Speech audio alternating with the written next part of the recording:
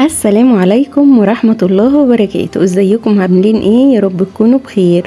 النهاردة هعمل لكم سمكتين، بس سمكتين والحمد لله والشكر ليك يا رب. كفوا الاربع افراد، البركة من عند الله، اللهم دمها علينا نعمة بركة يا رب. لو السمك غالي اليومين دول فاحنا لازم ناكل سمك، بس السمك غالي فاحنا هنعمل ايه؟ هجيب سمكتين، وانتي لو عندك عدد افراد كتير هتجيبي مثلا الاتنين هيكفوا الاربع افراد. بقسمهم زي ما انتوا شايفين كده، بمسك السمكايه، والسمكايه ما شاء الله كبيره وحلوه، بس عندي السكاكين بارده شويه معلش، فانا بقى ايه عشان اقطعهم كده فلازم تبقى سكينه حاميه، فرحت جايبه السكينه وبقيت ادقهم كده لحد ما اتقطعوا الحمد لله، وهعمل لهم تتبيله تحفه تحفه تحفه. هقول لكم على التتبيله دلوقتي، بس يعملوا لي لايك واشتراك للقناه عشان يوصل لكم كل جديد انا بعمله. النهارده السمكتين دول ما خدوش من ايدي وقت كبير، خلصتهم على طول والحمد لله، وكفونا وشبعنا الحمد لله.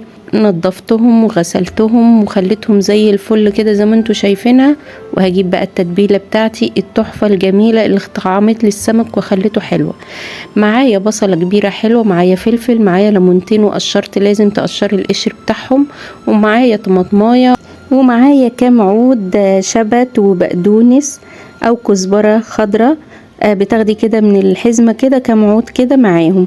والبهارات بتاعتي بقى معايا كمون وبهارات وفلفل وكزبره ناشفه وفلفل اسمر وملح وبابريكا. هحط كل ده كلهم في الكبه كده، وعاوزاهم يبقوا مطحونين، وهو ده السر اللي بيخلي السمك طعمه جميل وشارب من التتبيله الجميله.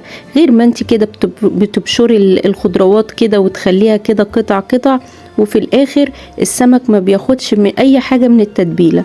ومعلقتين كده كبار حلوين كده، معلقه شاي حلوين من الثوم المفروم، وشويه خل، وتضربي بقى في الكبه بقى لحد ما يتفرم ويبقى زي السائل كده زي الميه كده، يبقى صوص يخلي السمك كله كله كله يتشرب منه ويخليه طعم وجميل جدا. بمسك بقى التتبيله بتاعتي الجميله دي. التتبيله دي مقدار السمكتين، انا عاملاهم مقدار السمكتين، انت بقى هتحطي ضعف الكميه حسب كميه السمك اللي عندي. بس يا مدوب التتبيله دي عشان يشرب من التتبيله وياخد كفايته من التتبيله، يا مدوب الكميه دي عملتها على السمكتين.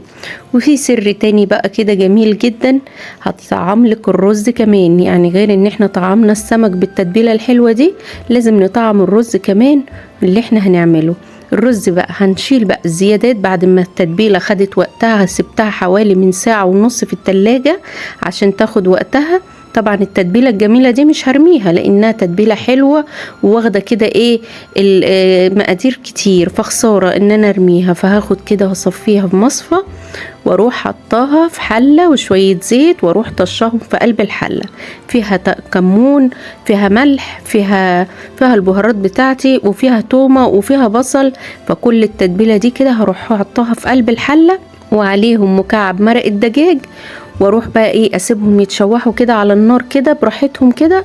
وبعد كده اكون كده غسلت ايه كوبايه رز حلوه كبيره او كوبايتين رز حسب عدد الافراد الاسره بتاعتك، وايه واروح بقى ايه بعد ما غسلت كوبايه الرز اشوح الرز مع التتبيله دي. وبعد ما يتشوح كويس جدا اروح بقى دلق الميه السخنه عليها، واظبط كميه الميه السخنه عليها، واروح مقدار الميه السخنه اظبطه عليها كده لحد ما يبقى ايه على الحافه بتاعه الرز كده، على وش الرز، ما كترش عن كده عشان ما يعجنش معايا، واغطيه واوطي النار ويبقى معايا كده بقى يستوي براحته على مهله. وهنا بقى السلطه بقى هعملها سريعا سريعا كده. وبعدين عملت جنب السلطه طحينه برضو من الطحينه اللي احنا كنا عاملينها قبل كده، كان جوزي عاملها، الفيديو اللي قبل ده نزلته طريقه الطحينه عملتها ازاي.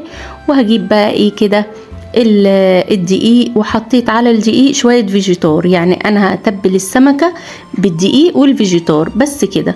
الفيجيتار بيدي نكهة حلوة برضو للطبقة اللي هي فوق من على الوش في قلب السمكة، بدل ما احط بهارات على الدقيق، لا ده انا بخليه كده ايه الفيجيتار اصلا متبل ومتطعم كده بشوية بهارات كده حلوين، وبيخلوا السمكة كريسبي كده وجميلة، وأكنك انت حاطة بقسماط على السمكة.